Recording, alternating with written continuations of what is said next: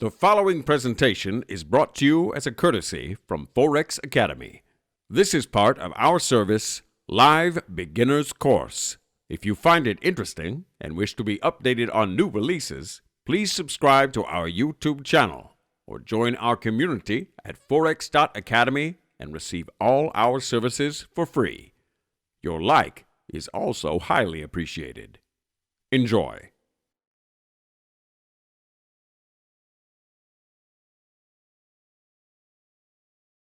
Let's move on then to discussing percentage trading. Before taking a trade, you should decide upon the monetary risk you intend on taking per trade. So the monetary risk, not the percentage, of course, but what is the monetary risk? The reason for this is to enable you to adopt a disciplined and accurate approach to risk so that you're happy. Well, perhaps happy is the wrong word to use, but that you're content with your monetary exposure of 20 euros or 40 euros on that one trade, because you know that that is the capital amount that you're risking. Deciding upon that risk with a percentage of your account is a good way to achieve this. Okay, so let's give an example here. 1% of a £3,550 account balance, £35.50 risk. Okay, maximum risk. Isn't that okay? Do we feel comfortable with that trade? We of course want this to be a winner, but that is our stop loss. That is our risk parameter to say if we're incorrect in this trade, we're out. Okay, again 2% of the same value, £71 max risk, and again that's roughly around 100 euros. So that is the amount of capital we're exposing to this trade, and that's it. If we're evidently proved incorrect, we're out. Okay, risk management. Again, the point I would like to make, guys, is do not always focus on making a return. How much money can you make in the markets? We focus on preserving what you have. Okay, focus on preserving the capital that you have first and foremost. Preservation is the key, as it will enable you to survive in the markets, allow you to develop a trading edge, and capture profit over the long term. Okay, over the long term, guys. A positive edge will derive from well-defined risk management and trading strategy. Okay, so how do we define a risk management approach? How do we define our risk management approach? Well, I want you guys to take into account analysis and market conditions. Okay, all your analysis and what are the market conditions? What's the current risk theme in the market? You know, if the market's potentially very volatile at the moment, should I take 12 trades or 6 trades? And the obvious answer is 6. You know, just think about the market environment that you're trading in. Be precise with entry and stop loss order placements. And I get probably, guys, that some of these points I'm going over, to many of you, they'll be quite obvious. You know, be precise with my entry and stop loss order placements.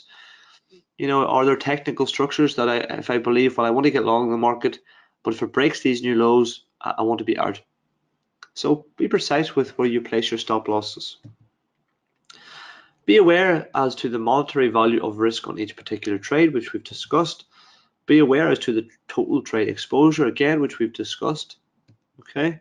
Adhere to positive risk reward strategy and in calling losers short and letting winners run. Okay, so if you're deciding to run that positive risk reward strategy, well, guys, guess what? You need to stick to it. Now, of course, you can look to mitigate risk. However, if you're simply going to place quote unquote positive risk reward trades each time, and your stop loss is 50 euros to the downside every time the market moves to the upside and goes into a profit area of 10 euros, and you're going to take that as a winner, well, guys, you're not running a positive risk reward ratio. You are, of course, simply taking those short winners. We're looking to run winners, guys. We're looking to cut the losers short and run winners. Let the market pay you as much as possible for your correct decisions. Do not force trade or do not over trade. Okay, and that's a very key point that I like to make on a beginner's trading course here, guys.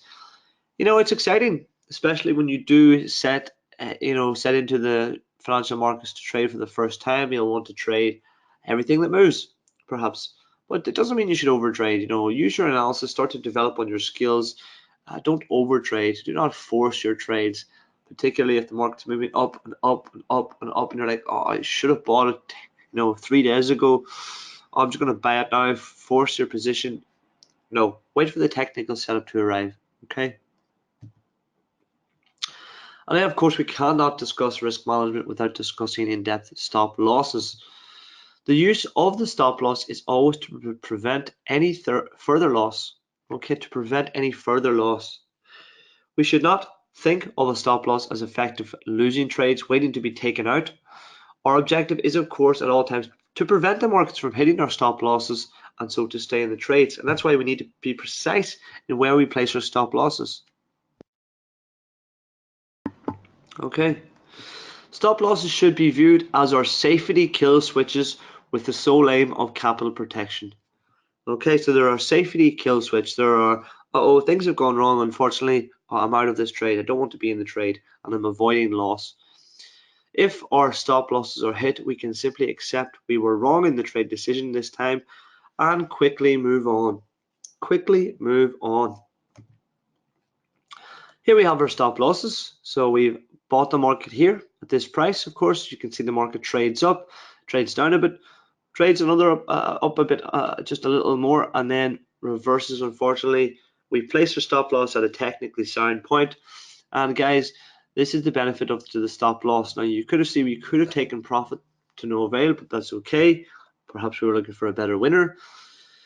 Perhaps all the technical analysis stacked up and the market just reversed in the short term. Unavoidable sometimes. What is totally avoidable, of course, is this level of risk that we've taken off the table by using the stop loss. Effectively, this large, thick line is our avoided loss. So we're happy to take a very small loser. And again, it's simple as that. You know, if I say to you, well, the market reverses, guys, would you be happier to take a 20 euro loser or a 100 euro loser? Well, the obvious answer is, of course, the 20 euro loser. Of course, there'll be times the markets reverse up and just touch your stop loss and then move into a profitable position. You'll say, oh God, if I just kept that trade ongoing or move the stop loss a bit, I'd still be in the trade. Look, that happens from time to time, but that is poor risk management. So we're preventing further loss, guys, with the use of stop losses. That is always the case. There will be times where our stop losses are triggered and the markets turn around and change direction, as I suggested. As traders, we should never say to ourselves, oh, well, if only. Okay, we don't trade with regret like that because it's in the remit of capital protection. That's what we're trying to do, protect capital. Alternatively, for other traders, there will be times when the stop losses are not put to use and substantial losses are incurred. So would you rather say, on occasion, well, I always place my stop losses, but on one occasion, well, if only I move the stop loss, or if only would you rather do that while protecting yourself at all times, or would you rather actually not use stop losses and eventually occur a substantial loss? Again, that is a hypothetical question because I know the answer to that question for all of our students online.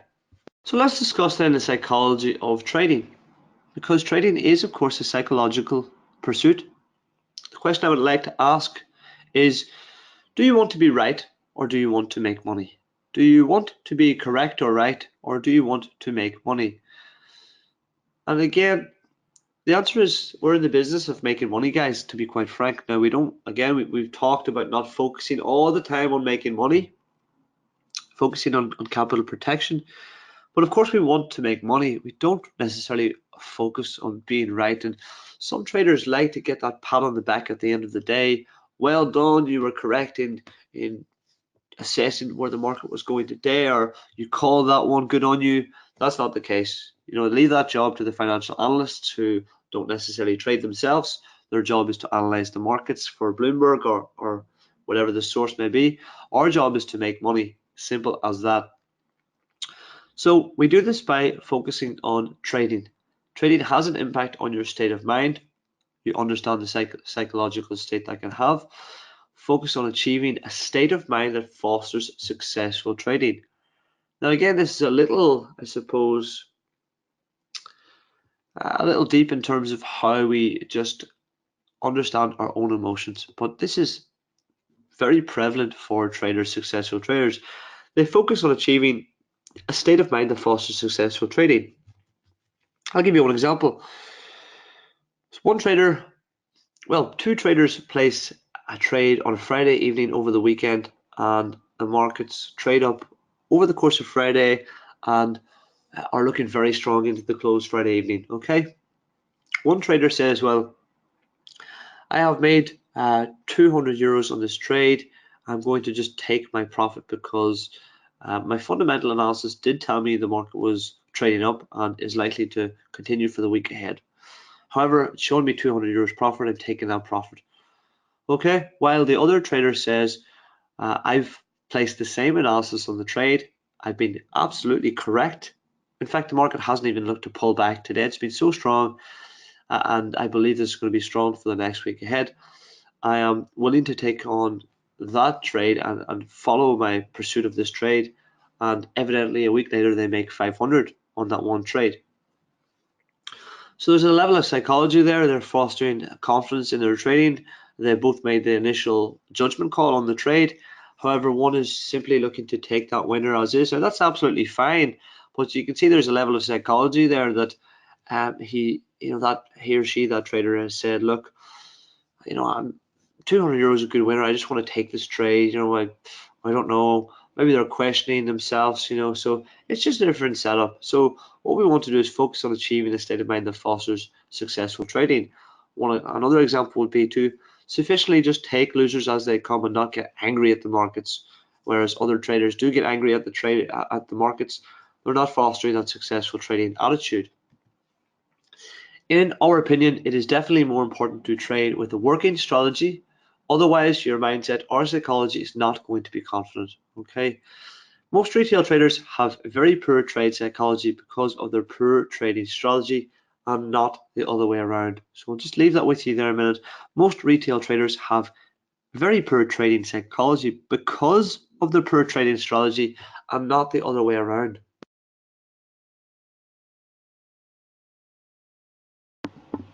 Why might that be the case? Why might that be the case? Of course, because it's their strategy that doesn't give them the confidence. It's as simple as that. If you have a confident trading, so if you have a level of confidence in your trading strategy, because you've tested it, let's say you've tested over 100 forex trades in different forex markets, and it's proven to be maybe the hit ratio is 55% or 60%, and it's a one against one risk reward ratio. Well, if that's the case, then you have a level of confidence in that you've tested the strategy, it works for you. So you're going to become a much more confident trader. Your psychology is different. So that is, of course, the point. If you have a poor trading strategy, well, you're going to have a poor or a worse trading psychology in reaction to that. Bringing us on to emotions, and we have quite a few here. Being emotionally attached to a single trade is a very dangerous state to be in because it often leads to wrong decisions and potentially disastrous outcomes. Okay, I'll give you an example here. A retail trader in a losing trade simply willing the markets to turn in their favor. This is not something that we do, of course. We make a trade, we define our risk at 50 euros, and the trade is now at minus 42. And we're simply saying, please come back. I don't want to take this loser. Please come back. Please move up markets if I'm long. Please come back. That is not trading strategy at all. That is simply a psychological effect of trading. So just forget about that. That should never come into your focus as a trader. We know that a market can remain illogical for longer than you or I can remain solvent. And guys, I've been in trades like that before. I will totally admit to you, I have done my fundamental analysis that the equities are going to trade up for the morning because some news event and my technical analysis suggests so. However, I get long the FTSE, and lo and behold, the German DAX, the French CAC, and the Spanish IBEX, perhaps there in Spain, trade up. They start to trade up quite strongly. Yet lo and behold, the FTSE is trading down, and I take a loser. Totally illogical, of course, in terms of correlations, but perhaps there's something going on there. I just need to remain constant to my risk management. We recommend, of course, that you do not become emotionally attached to any trade you ever take. Don't pin all of your hopes and dreams on one market or one trade. Guys, that's how people blow up their accounts. That's how traders blow up their first trading account. They'll make a few trades, they'll make a few euros or a few dollars here and there, and then they'll go, oh, this is just not for me. I want to get involved here. Oh, here's a trade I like. Okay, I'm swinging at this one. And if they're wrong, they lose their account, or if they're even, if they're potentially wrong because they've added 50% risk on the trade, if the market starts to tick against them, even 20 pips, that might be, a 20 euro loser or 40 euro loser just because of the size that they've taken on the trade, and then they just can't handle that risk. They take the loser, they're frustrated with themselves. The market then moves up to a winning position. So guys, never pin any of your hopes on one particular trade. Focus on the high conviction quality setups. If you're a technical analyst, which we discussed in lesson number 5, look for genuine levels of support and resistance. They exist in every market at one point or another. This could be one example of technical analysis. Very, I would say, primitive technical analysis that is very successful as well. So do focus on this, guys. It does work, and don't, focus on the consistency, because it will help your trading emotions, of course. What other emotions do we feel? What other emotions do we feel as traders? Fear and greed. Our old friends, fear and greed, of course. Everyone has personal reactions to perceived or genuine threats. What response does fear elicit in a trader's mindset? Well, fear can cripple a trader if they do not know what they are doing. Everyone feels fear, especially starting out. It's totally normal, guys. So just accept it, contain it, and then use it to focus on your trading strategy and risk management approach. So isn't that nice, guys? Honestly, isn't that nice that we can say that, look, everyone feels fear. It's normal, so just accept it. Everyone takes losers. So when they come about, just accept them as losers. Everyone takes winners, but when you're educating yourself and you're getting more experience in the market with your technical analysis, when you become more technically acute, when you know more about fundamental analysis on each market or your preferred market to trade, you will have a better idea to picking those trades in that preferred direction. So just accept these losers as they come, accept the fear in the markets, and move on. That's for me, that is comforting to know that's just part of trading and that it happens. It is normal for traders to experience the effects of greed. You just won't realize it. So this is something that we do need to work on individually, guys. You might hear that little voice in your head saying, if I had stayed in that trade a little longer, I would have made more money. Or if I'd only moved my limit order to a certain level, I would have captured it in that profit. Now it's trading back down. These are normal. These are normal instincts, guys. But look, take them with a pinch of salt. It happens to everyone. Don't let greed overcome your trading. Normal thoughts, however, please don't let them consume you. Yeah, that's the point we'd like to make. Just focus on your trading strategy. And again, if I told you that you would develop a trading strategy over the next year, you'll make 30 trades a month, and it'll deliver $300 or 300 euros to you every month on a relatively small account, say, but it's very risk averse. You won't ever make 50 euros in one trade. Never. How would you feel about that? So I would say, in hindsight, of course, I would believe everyone would feel comfortable with that. Some might not. Can you believe that? Some might think, well, no, I want to make huge amounts of money in the markets. I want to focus on your trading strategy, focus on your consistency, because if that works for you, you can always increase your account size, take on, move your 1% risks to 2% risks, so that they're in a framework of structured risk management, but you're allowing yourself to overperform. So what do we have here in front? Well, we have the S&P 500 daily chart taken from February there. I chose this just because it represents an equity market sell-off. And the question we have is, what emotions were traders feeling during this market sell-off? Now, this is a trick question, guys, because there are no single correct answers here. I'll give you an example. First and foremost, well, here, if I am a buyer of this market and I've been buying the market the whole way up here, and the market does this, I am feeling a lot of fear at this time. I am feeling a lot of fear indeed, unless I use my stop loss here and I want to take profit, or perhaps here, great. So that is one example. But remember, guys, we're all traders, trading the markets differently.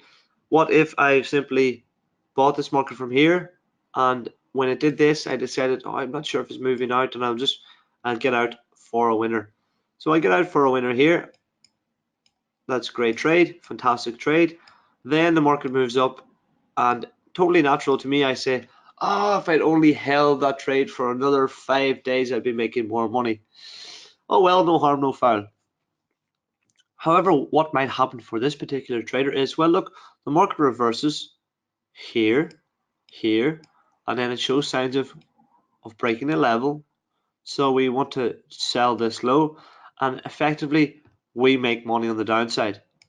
So again, what are we feeling here? Perhaps we're feeling, well, overjoyed of very, very good trading, of course, but throughout this moment, of course, here, the whole way down, you can't help it, you'll feel a level of greed.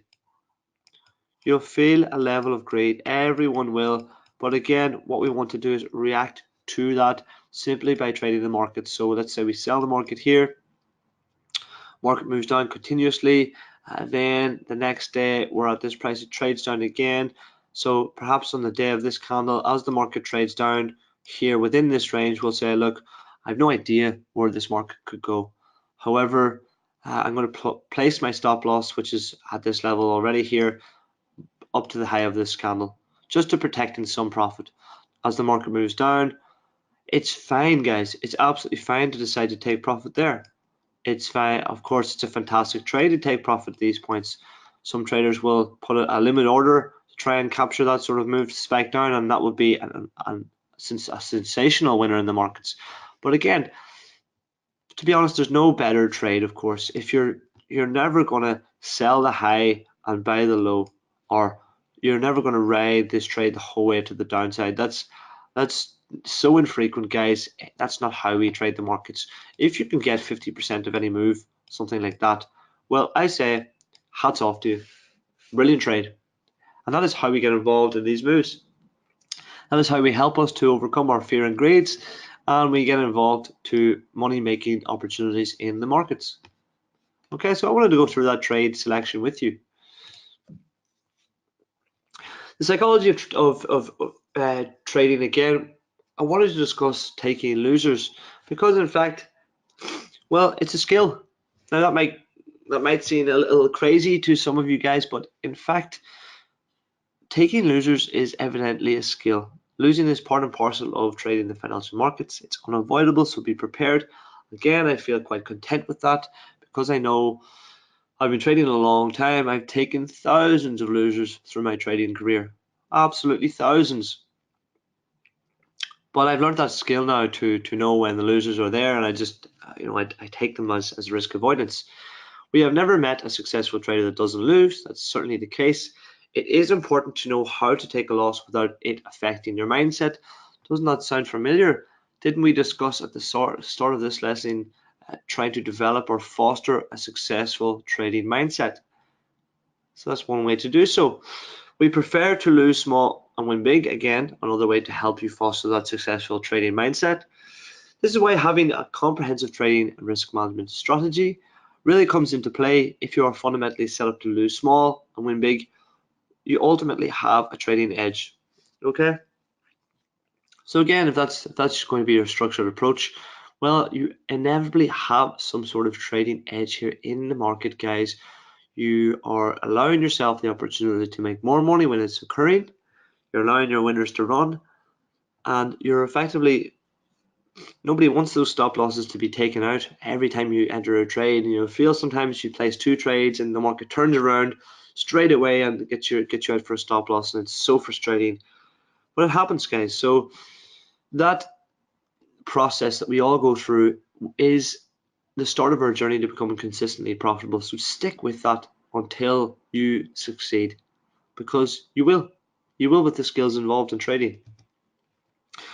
So that brings us to the end of our beginners course webinar number 6 here, capital protection and risk management. What did we learn through this particular lesson? Well, stacking the odds in your favor, of course. As a technical analyst, we focus on probability setups. That is our objective. Trading is as much about protection as profit, and that is the case. We look to focus not only on making money, but our primary focus is capital protection. Then the money comes. Okay, and trading Oh, trading is so very psychological. We have fear, we have greed, we have all these emotions rolling about in our heads. Let's try and just foster that successful mindset. Move away those emotions and try and not let them consume your trading approach. Try and be objective in your trading decisions, and then you'll have a clearer mindset to trade the markets. So in the next webinar, webinar 7, we are coming towards the end, of course. This is the second last, the penultimate lesson of our beginner's trading course. We will be discussing becoming an active trader. So we'll be trading with different lot sizes, with different order types, trading with technical analysis as well. So we'll be using some of the technical skills learned and involving ourselves with MT4 participation. Okay, so it's a very enjoyable practical lesson before jumping into the real 100% practical trading workshop, lesson 8, to finish off the beginner's trading course. So do look forward to that for the next 2 days of the week here. And I look forward to seeing you then the same time tomorrow for webinar 7. So look, from all of us here at Forex Academy, thank you very much for joining us. We'll see you next time. Bye for now.